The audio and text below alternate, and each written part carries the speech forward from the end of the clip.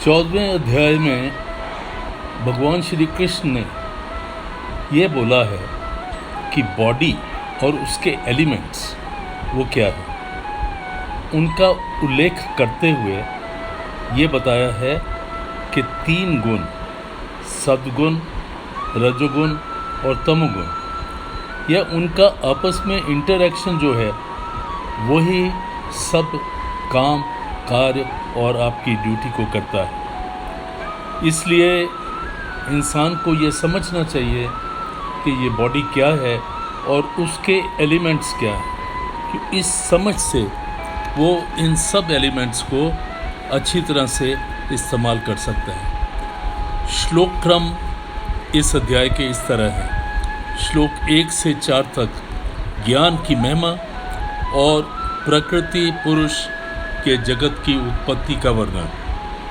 श्लोक 5 से 18 तक सत्व, रज, तम तीनों गुणों का विषय और इनका विश्लेषण। श्लोक 19 से 27 तक भगवत प्राप्ति का उपाय और गुणातीत पुरुष के लक्षण। अब मैं हिंदी अनुवाद श्लोक 1 से 27 तक पढ़ता हूँ। श्रीमद् भगवद गीता चतुर्दशो अध्याय।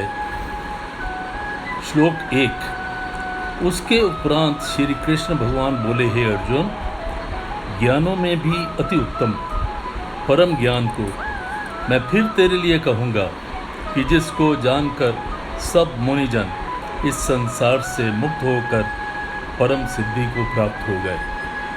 हे अर्जुन, इस ज्ञान को आश्रय करके अर्थात धारण करके मेरे स्वरूप को प्राप्त हुए पुरुष सृष्टि के आदि में पुनः जन्म नहीं लेते और प्रलय काल में भी व्याकुल नहीं होते, क्योंकि उनकी दृष्टि में मुझ वसुदेव से भिन्न कोई वस्तु है ही नहीं। हे अर्जुन, मेरी महत ब्रह्म रूप प्रकृति अर्थात त्रिगुणमयी माया संपूर्ण भूतों की योनि है, अर्थात गर्भ धारण करने का स्थान है, और मैं उस योनि में चेतन रूप बीज को स्थापन करता हूँ, ऐसा मेरा मत है।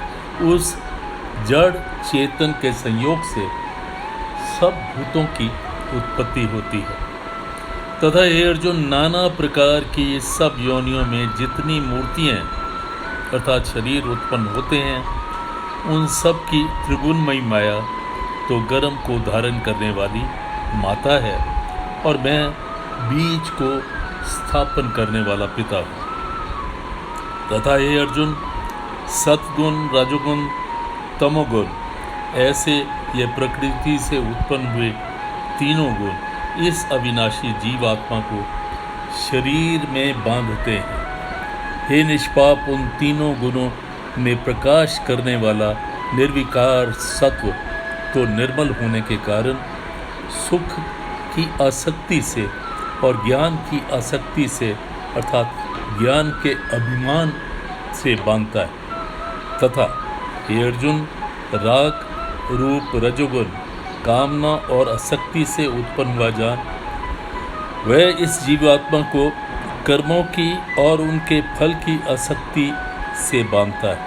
और हे अर्जुन, सर्व देहाभिमानियों को मोहने वाले तमोगुण को अज्ञान से उत्पन्न हुआ ज्ञान वह इस जीवात्मा को प्रमाद, आलस्य और निद्रा द्वारा बांधता है। क्योंकि हे अर्जुन, सतगुण सुख में लगाता है और रजोगुण कर्म में लगाता है तथा तमोगुण ज्ञान को आच्छादन करके अर्थात ढक के प्रमाद में भी लगाता है।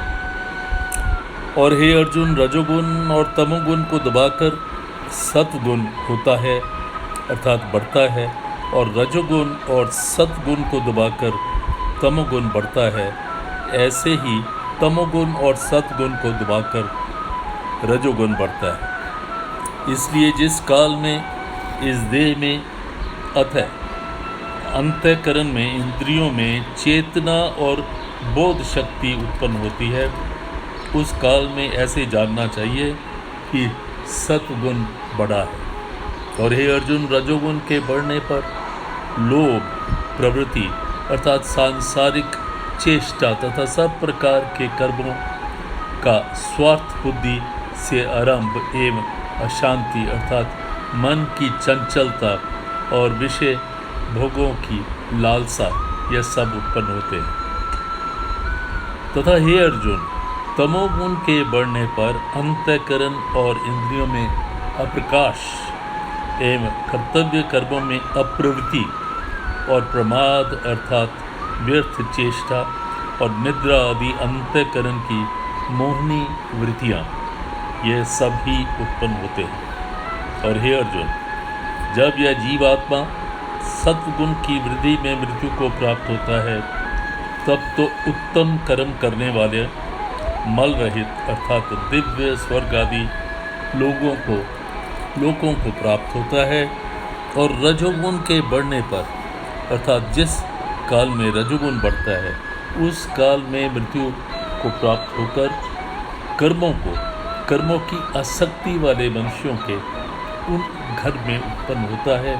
तथा तमोगुण के बढ़ने पर मरा हुआ पुरुष कीट पशु आदि मूढ़ योनियों में उत्पन्न होता है। क्योंकि सात्विक कर्म का तो सात्विक अर्थात सुख, ज्ञान और वैराग्य निर्मल फल कहा गया है, और राजस कर्म का फल दुख एवं तमस कर्म का फल अज्ञान कहा गया है। तथा सद्गुण से ज्ञान उत्पन्न होता है और रजोगुण से निसंदेह लोभ उत्पन्न होता है तथा तमोगुण से प्रमाद और मोह उत्पन्न होते हैं।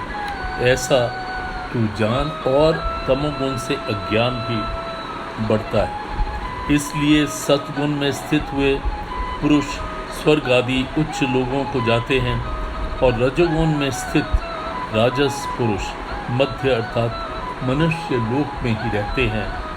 और तमोगुण के कार्य रूप निद्रा, प्रमाद, आलस्य में स्थित हुए तामस पुरुष अधोगति को अर्थात कीट, पशु आदि नीच योनियों में जाते हैं। और हे अर्जुन, जिस काल में दृष्टा अर्थात समष्टि चेतन में एक ही भाव से स्थित हुआ साक्षी पुरुष तीनों गुणों के सिवाय और किसी को करता नहीं देखता अर्थात गुण ही गुणों में बरतते हैं, ऐसा जानता है, ऐसा देखता है, तीनों गुणों से अति परे सच्चिदानंद घन मुझ परमात्मा को तत्व से जानता है, उस काल में वह पुरुष मेरे स्वरूप को ही प्राप्त होता है, ऐसा तू समझ।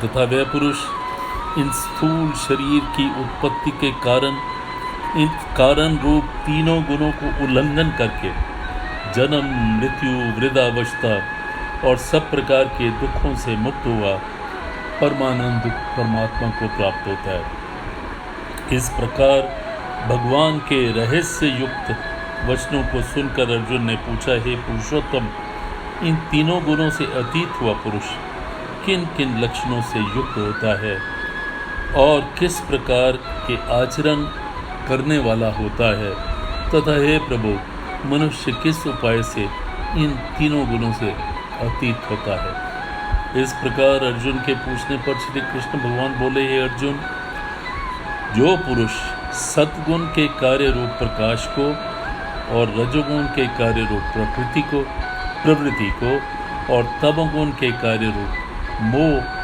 को भी न तो प्रवृत्त होता है, बुरा समझता है और न निवृत्त होने पर उसकी आकांक्षा ही करता है, तथा जो साक्षी के सदृश स्थित हुआ गुण ही गुणों में बरतते हैं, गुणों द्वारा विचलित नहीं किया जा सकता है और गुण ही गुणों में बरतते हैं, ऐसा समझता हुआ, ऐसा जानता हुआ सच्चिदानंद घन परमात्मा में एक ही भाव से स्थित रहता है एवं उस स्थिति में चलायमान नहीं होता, और जो निरंतर आत्म भाव में स्थित हुआ दुख सुख को समान समझने वाला तथा मिट्टी, पत्थर और स्वर्ण को भी समान भाव वाला धैर्यवान है, तथा जो प्रिय और अप्रिय को बराबर समझता है और अपनी निंदा स्तुति करने में भी समान भाव वाला है, तथा जो मान अपमान में सम है